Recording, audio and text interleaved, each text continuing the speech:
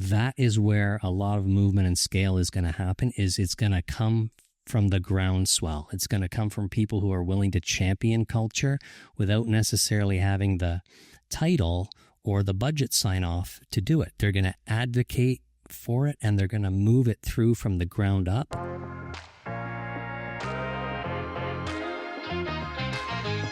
Welcome to the official CultureCon podcast, where we explore how work actually works. We're your hosts, Zach Blumenfeld and Nick Lombardino. Whether you're leading a team, shaping culture, or just passionate about making work more meaningful, you're in the right place.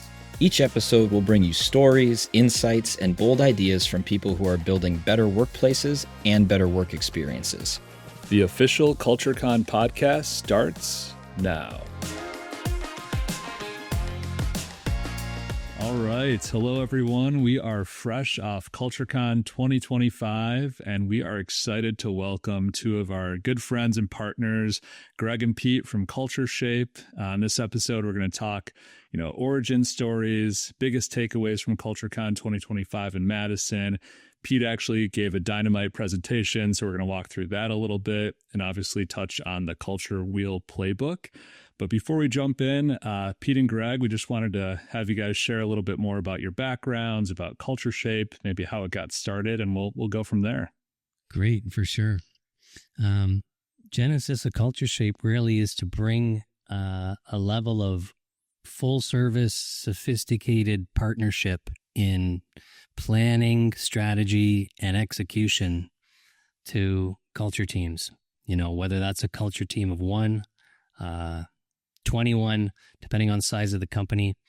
And I can't really tell this story without just quickly mentioning my background, which is in marketing. I'm an import into the industry and discipline of culture, coming from marketing, having run a marketing agency for more than 20 years. And if you think about just the world of marketing and how much attention and support and budget that function inside an organization gets, it's substantial.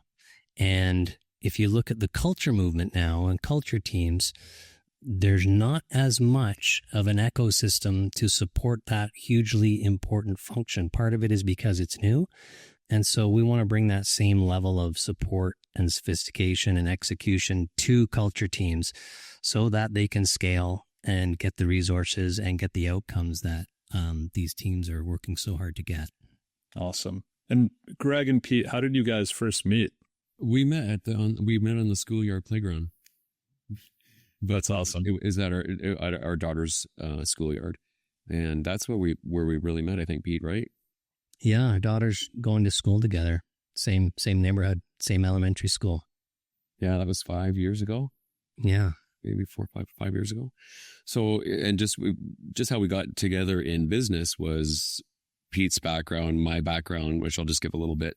I come from the recognition background where we were, manufacturers, creators, designers, true design manufacturers and fulfillers, worldwide. This has been going on since the mid to late 90s, where what we were building was really people's culture through recognition. I didn't even know what that was, but I started using the word culture probably 20 years ago.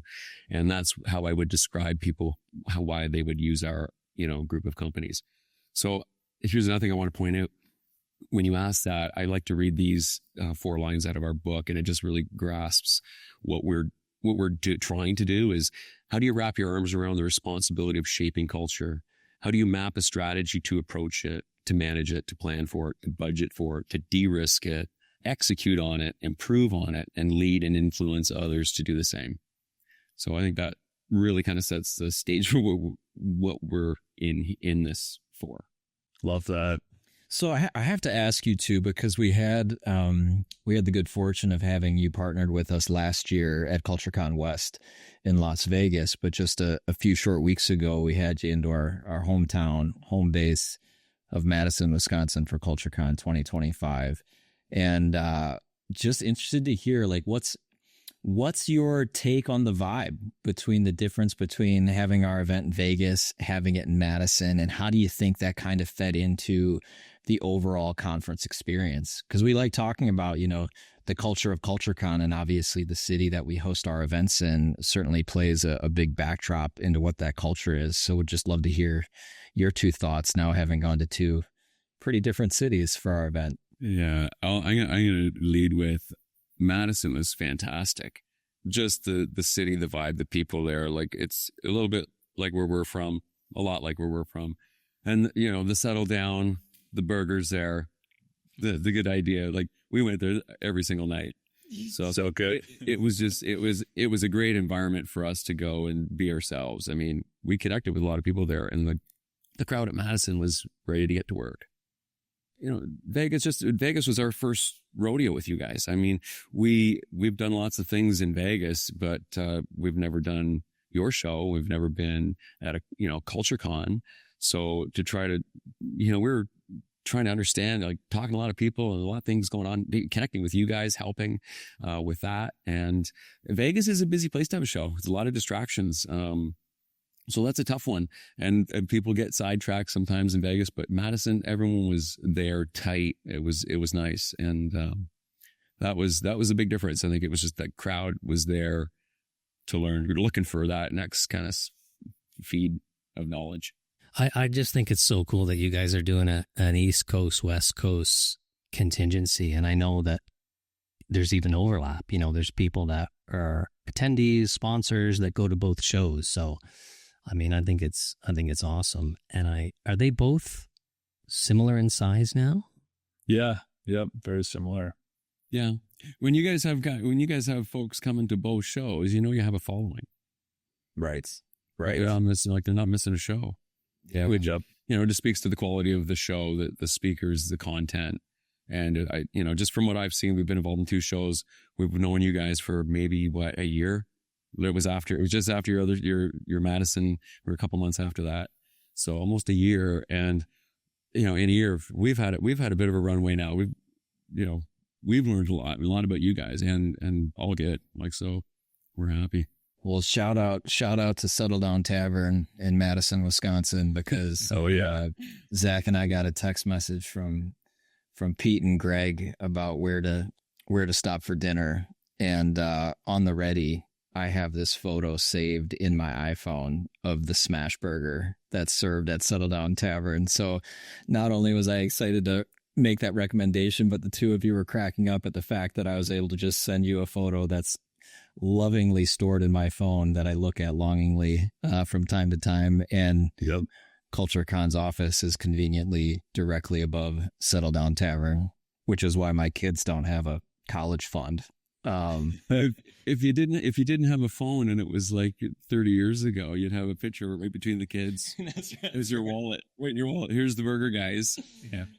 It's a good idea. Burger is always a good idea. Yeah, I always recommend, if people want to go out to dinner, I say settle down or go see Chef Tori Miller over at Gray's. And I've never had anyone come back disappointed. So some good spots in Madison. But we don't want to shade Vegas either, because you guys got a Vegas show coming up, and it's like, if you can't have a good time in Vegas, you're probably maybe you shouldn't go. But right.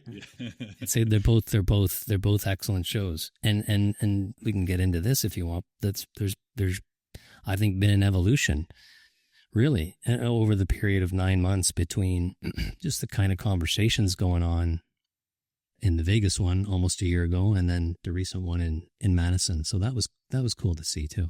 Yeah, definitely. And I mean, from talking, now you've talked to probably almost 1,000 different culture geeks, as we like to call them in our community.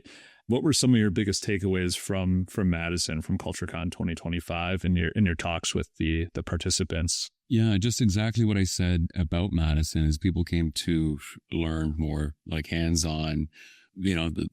They're looking for a pragmatic way to look at it strategically. How do we talk the talk? How do we communicate this to our other partners in the business, in the company? We need a plan, roll up your sleeves, get things done. And not just, your keynote speaker from GE, I can't recall her name at the moment, but she was really like, her basis was this isn't a one and done. This takes time and a team and a plan. And so Pete and I were talking just an hour before. We probably had I probably had a half a dozen people in the booth said, we need to get a plan together. So those questions that thought of, okay, there's a lot to draw from here. Where do we go with this? And they're ready to hear that. So I think that was the biggest thing for sure. My biggest takeaway, and the folks that are there, what they're hungry for. And it did reflect in the talk that Pete had, which was a great session. I think one thing I noticed too, in the difference between Vegas and Madison is like, there's only 9 months apart, but the trajectory, the growth in terms of, like Greg was saying, about the level of conversation people are bringing to the conference, the things they're working on. They've got now almost another year of experience, or, the calendar wheel has turned almost once around now. So they've got maybe some success stories, or maybe some warts are starting to show, or some gaps. And so there's really good context for conversations. And one thing I noticed, because I asked a lot, do you feel as though you have executive support, or what kind of executive support do you feel like you have for culture? And more people had answers this time around. Back last year in Vegas, it was like, oh, I don't know, I haven't really thought about that yet, or I don't really have an audience with the exec yet. There was more of those types of answers. It was like a lot of people were just kind of getting their feet under the table with the role of culture, and whether they're, employee experience manager or VP people in culture. But this time around, people seem to have an answer for that. And it was like, yeah, we do. We have the support we need. We're really being endorsed. Or they said, we do philosophically, but not really beyond that. We're trying to build that. We're trying to get our sort of story and our message together around that. And that's a good answer too, because, people are aware that that's important, and maybe what they need to do to go in and get that done, because it's real hard to make progress if you don't have support, top down. Pete, you had mentioned earlier that you've had a long tenure in the marketing industry doing agency work. Do you feel like there are certain patterns that are now starting to manifest, let's say in the culture ecosystem, that you can kind of map back to certain things that happened over the years in the marketing world? For sure, patterns, 100% patterns. There's a few of them. Some of the major ones, or I think the major one is, it sounds funny to say now, but if you go back, say, not to age myself, but if you go back 20 plus years, the role of a chief marketing officer, for example, or even a VP marketing wasn't as widespread and like just pervasive as it is now. It seems like every organization now has a CMO. That wasn't the case, as early as 15 or 20 years ago. Marketing was in a real proving ground in terms of finding its way, finding its seat at the table around the C-suite. And, marketing had to work hard. They had to be really good at what they did. Marketing leaders, marketing teams, but they had to be really good at advocating for marketing, advocating for time on the executive agenda, advocating for budgets, just advocating, educating people outside of marketing on what is marketing in this company? What does it do exactly? What does it do? Sharing that in detail. And over the years, I worked with a lot of CMOs, VPs, their teams, and the best ones were really good at that part of the job. They were able to scale and grow marketing within the organization because they focused on the education of marketing to non-marketing people.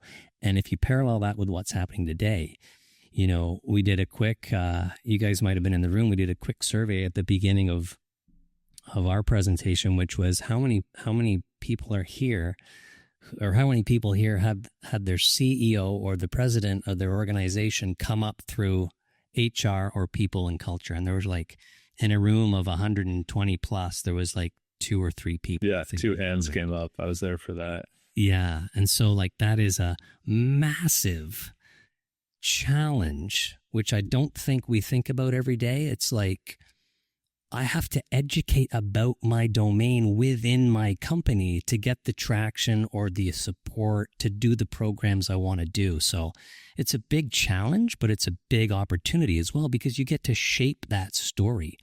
And the really interesting thing is you might have a manager of employee experience who knows more about people and culture than the CEO. Literally, that's not uncommon right now. So those are the parallels. Is that one major parallel is I think culture is like in a proving ground. It has momentum behind it. It has a lot of philosophical support, and now it needs to kind of prove itself within the organization, get that buy-in and support, and get and maintain a seat at the table. So there's tons of parallels from that aspect I see. And like, how do people and teams deal with that? Because like, there's so many different roles under a culture HR umbrella, and even our listeners, and you saw this from the conference, there may be a founder of a startup, a chief people officer, an HR generalist or admin. Some might own the employee experience at their organization, and some may play another part in that. But who should be looking at what, and how do we go about that? Yeah, that's a good question. $1 million question. Yeah. It is everyone's job in the culture team, whether you're a team of one or you're a team of 21, like I said before.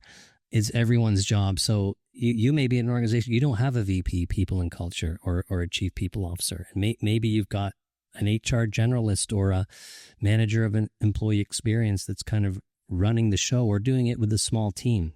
Everyone involved in that needs to be on the same page. And we always try and bring the conversation to, you really have to get a bead on the kind of support you have so that you can fund the kind of programs that you want to do. So you don't ever want to be in a position where you're just kind of a passive passenger in like the culture movement in your organization, especially if it's being formalized into your role.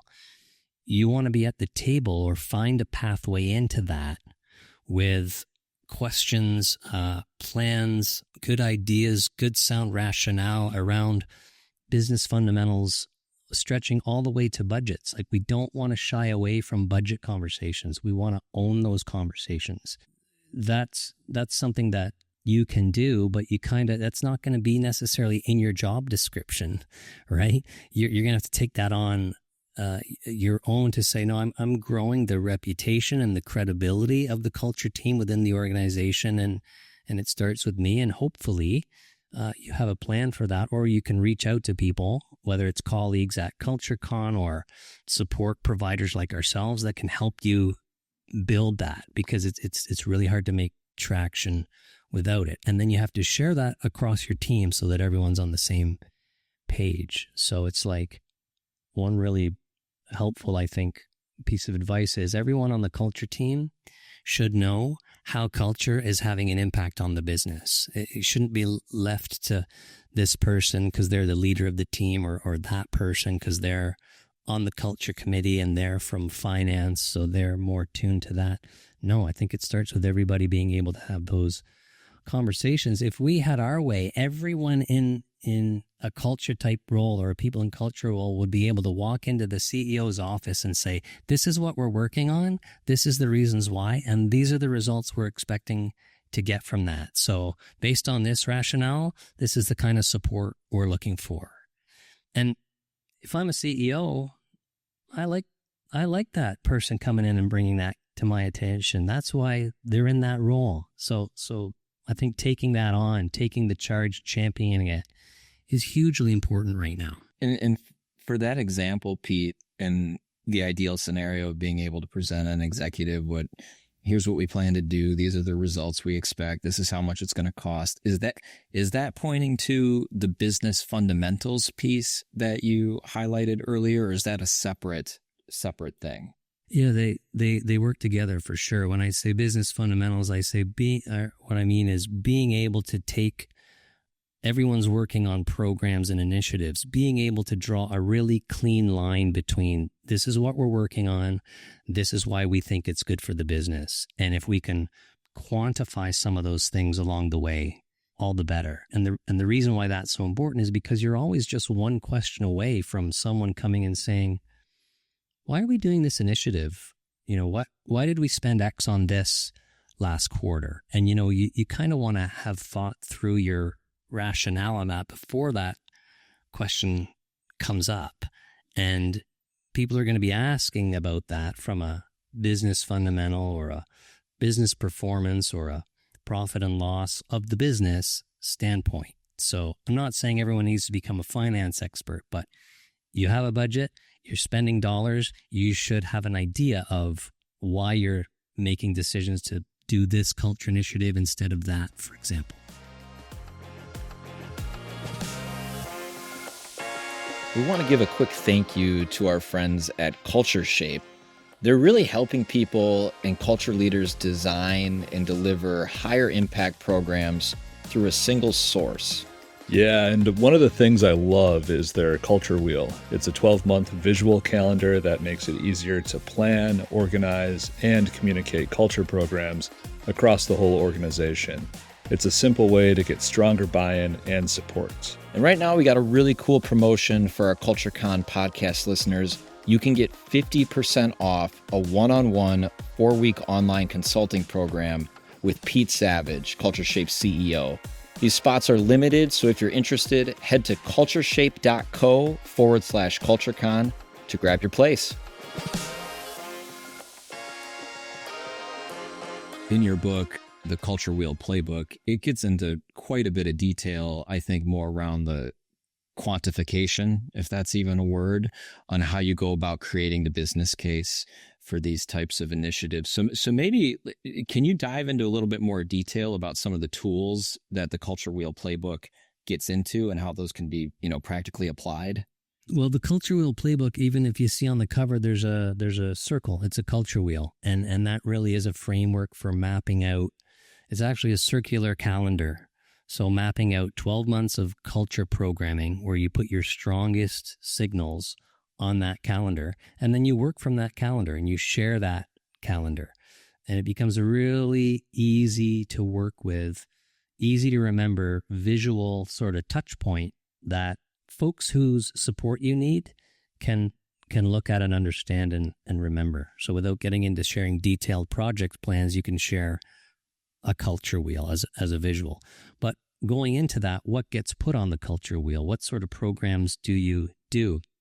There's lots of tools as to how we help people make those decisions and arrive at that kind of rationale and put those plans together. But one of them is getting the language really clear on the business fundamentals. And what a place that we recommend people start is with what we call the Pathways to Profit model. And it's a super simple model, but it just helps bring clarity to kind of everything I've just been talking about, which is an actual visual map with employee engagement on the left and higher profit on the right. And again, we can't be afraid of business performance and profit discussions because we want to link this to the economics of the business impact. And it basically shows you the pathways of how you will get there. So for example, higher employee engagement leads to lower turnover, leads to lower recruitment and training costs, leads to higher profit. Higher employee engagement leads to lower absenteeism, leads to higher productivity, leads to higher profit. And so there's 11 pathways on here. And the idea with this exercise is you take it and look at it and just pull out what are the pathways that fit your business model that you can commit to. And of these 11 options, what are the 3 or 4 that you think, yeah, we're working on these programs and actually we do see a pathway to profit here. And then you're taking that very simple visual and that very simple language and sharing it out. So in what we said earlier, hey, the CEO, lots of stakeholders and executives within your organization may be very green in terms of their experience in people and culture. And so using these simple tools, putting it in front of them is super helpful. That's the feedback we're getting is these tools are so simple. Anyone can understand them and work with them. And it just helps with that kind of internal communication, education, buy-in, support. And, I explain that kind of verbally, but the visuals on our website. If you go to cultureshape.co/pathways, and it's free, and you don't have to put your email in or anything. You can just literally see that model that I'm talking about. So we try and make all of these, almost 90% of the frameworks and tools that we put together, we share out for free. So I'm going to put both of you on the spot really quick and see how you respond to, I don't know, let's just call it a saying that has kind of gained traction in recent years. People over profits. What are your initial impressions and interpretations when you hear that? People over profits. I would say I agree with that. As an entrepreneur, lifelong entrepreneur myself, your people are definitely, whether it's 1 or 100 or 10,000, they are your lifeblood in business, no question. And really, in anything you do, your team, your people, your tribe, it's number one. Companies also have to be profitable. And, there was a stat came out a couple of years ago, 40% of people are looking for a new job. I mean, to keep that cohesiveness in your company, to keep people wanting to come to work, be productive, feel part of a team, feel supported, feel that they can, express themselves or whatever they need to do, that's supported. That's 100% legit. Like, this is what we work in. I came from recognition. We recognize a lot of things, and this is not the award on stage where you shake the hand and very few get it. I mean, this is, we've been developing culture pieces for everybody in the organizations. And I mean, and that's where the business has gone in the last 25 years. It's like everybody's included, and that's where I kind of came into this. But I want to go back to talk about actually the culture wheel. And just before I want to use the word planning, because people talk about your culture plan, and most people come to these shows and they don't have a plan. There's not really a culture. They're trying to pull together a plan. And, by starting to pull together what they're already doing, these existing things in their organization, because I think you got to talk about, what is our culture? What does that mean to everybody? What does that mean to our business? What does that mean to the direction that this is all going? What is that? Who's deciding what the culture is? What's good culture, bad culture? Some culture's been around for 100 years and it's the way it is because that's, people say that's been our culture. I like to use this example. This is a financial guy. He wanted to replicate a fish gaffing hook, and it was this big thing. It took tuna out of the water, and it was used 100 years ago. It's used still today. And he wanted everybody to have this because when these guys work in the boats, it's that work ethic. And when you got this hook, it was this work ethic, and that was their culture. And he brought this, real fisherman leaning over the side of the boat, pulling fish out in freezing water. And that's what he came from. But he was a financial guy. They were in offices, but he had that there. That was their culture, their work ethic, their team on the boat, on a project, on whatever. It could come from anywhere. And to try to get a handle on that, who brings the culture? What are we going to celebrate as our culture? Where's the budget coming for our culture? How much do things cost? How do we roll that out? Who is involved in it? Who are our outside partners? How do we get a handle on all of this? Is really before you can get talking about your culture plan, but even that before that, what is that? What does that plan look like? What does culture look like? How do we deliver culture? How do we speak about it, talk about it? What is it? I mean, it's endless. So that's that first part where we really see people looking for that. Okay, there's pieces here because 12 months goes by and there's a whole other delivery of culture. It might be evolving, whatever. So if you're not on top of it in your plan, that's why plotting it on a wheel, getting work back schedules, just really understanding what it takes to deliver culture, to recognize, to whatever parts you're going down, to get training implemented, to get feedback on that. Like 3-4 quarters can go by like that. And now there's new messaging and how we like, I mean, it's a living thing. It's always needing something. And where does that start?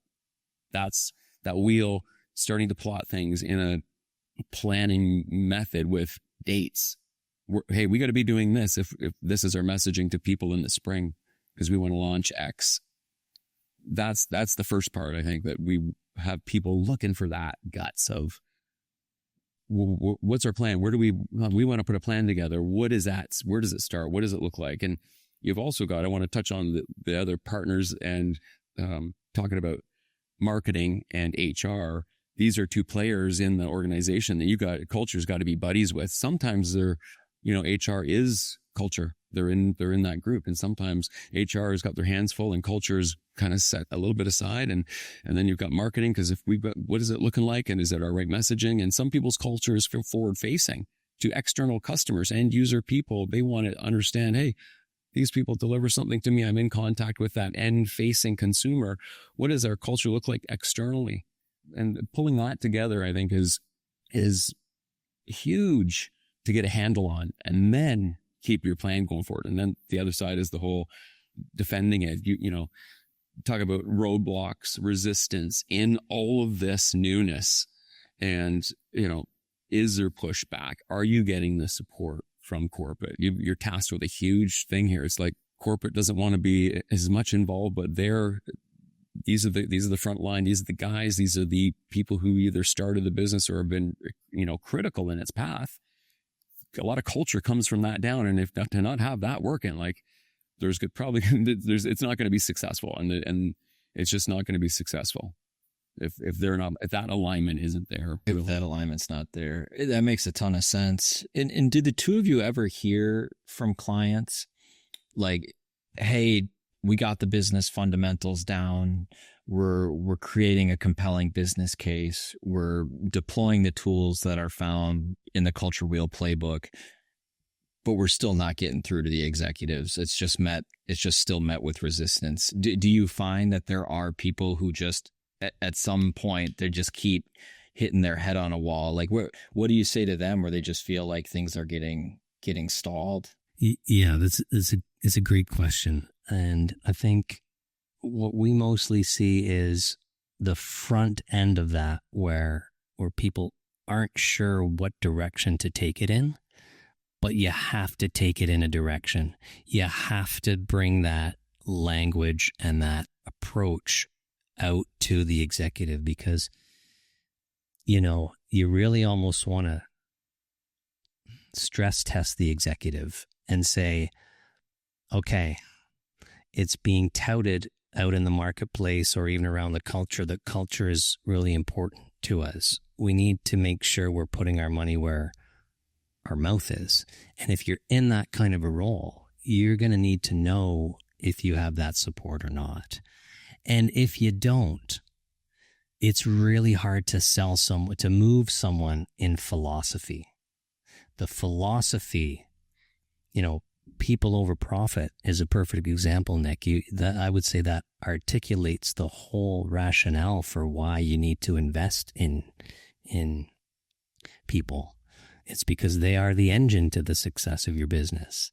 So you have to trot it out and see if you're going to get that support. And when you make it simple with these kinds of tools, you might find the lights go on and the executive comes alive, or not necessarily the executive, but other folks whose support you're hoping to get. But no one's brought that to them yet, and talk to them in language that they can relate to. And you're like a breath of fresh air, and you open up this doorway for this support and these conversations and questions. You want to solicit questions about culture. But if you're not getting that, then I think you need to say, how far do I want to push this at this organization to try and get runway for this movement?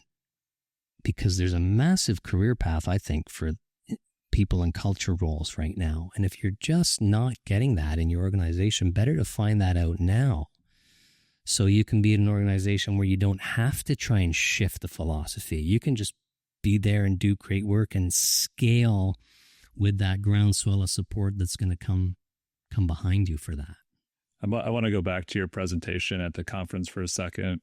I've sat through a lot of presentations before. Obviously, being a conference organizer, we have to. And there's something I've noticed. It's kind of like a tell from the audience when they're very in tune, very just have that aha moment of a presentation, of a conference, and it's the head nod. And when you showed the Culture Wheel Playbook up there, the actual wheel slide, I saw a lot of people in that room nodding their heads. So it was just I think people had an aha moment of that whole session, or maybe the entire conference, when that slide came up. What do you think it is about that slide that just resonates with people and got the head nods going? Well, that's a great observation, Zach. Thanks for pointing that out. I think it's because we're not afraid of simple tools, simple language, simple visual aids. It's a new conversation.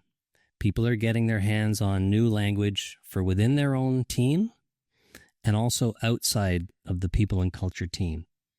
So the more we can simplify that to kind of enable those clear conversations, we're going to have a clearer understanding of culture inside the organization, and it's going to be a clearer and easier path for bringing resources in to support the programs that people want to do. So I think the simplicity of it is something that people were interested in getting their hands on and wrapping their hands around.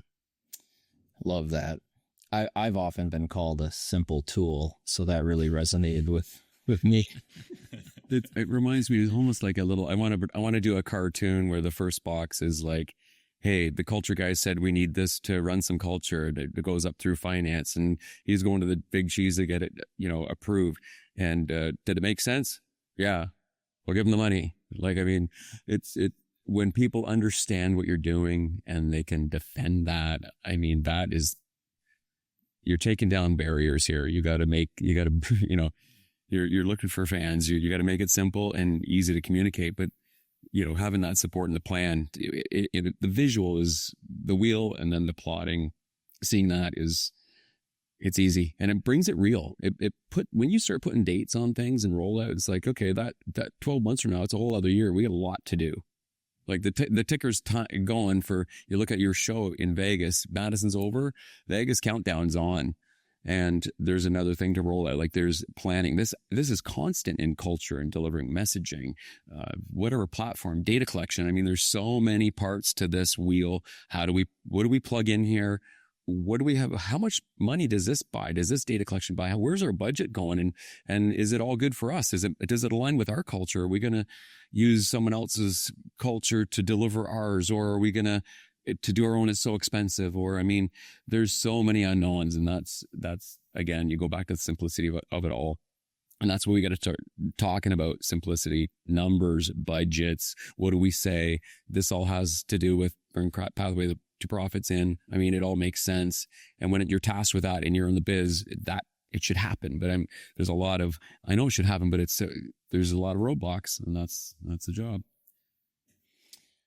Yeah, it's, there are some, like, I don't know, just good project management undertones to the best practices that you're bringing to light here too, where it's like, on the one hand, once you start putting like dates on a calendar on when milestones are coming up or big deliverables, on the one hand, it's like the oh shit moment where it's like, we got some work to do. But then on the other hand, it's like, these things aren't just swirling up around in the ether anymore. They're like down in a plan, and then all of a sudden they're plotted. It can feel actionable, and your drive. Right. Exactly.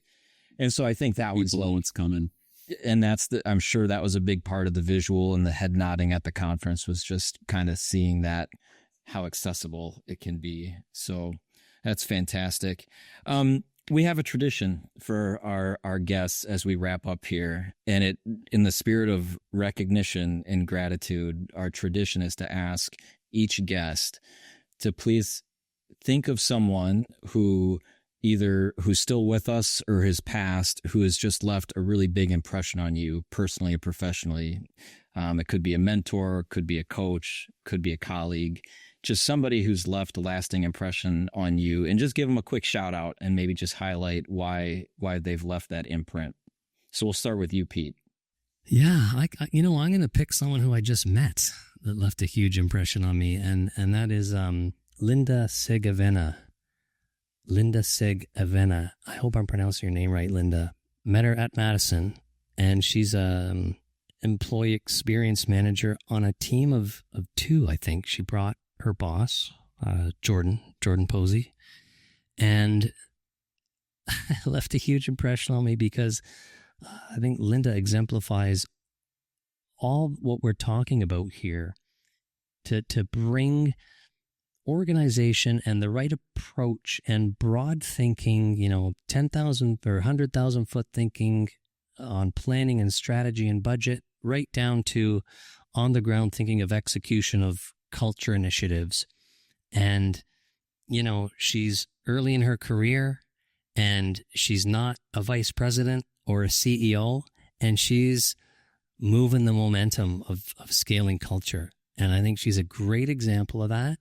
And there's a lot of people that I met at the conference that are doing that. And right now, that is where a lot of movement and scale is going to happen. Is it's going to come from the groundswell. It's going to come from people who are willing to champion culture without necessarily having the title or the budget sign off to do it. They're going to advocate for it, and they're going to move it through from the ground up, and then watch their career path really in this space. So yeah, I would say Linda for sure.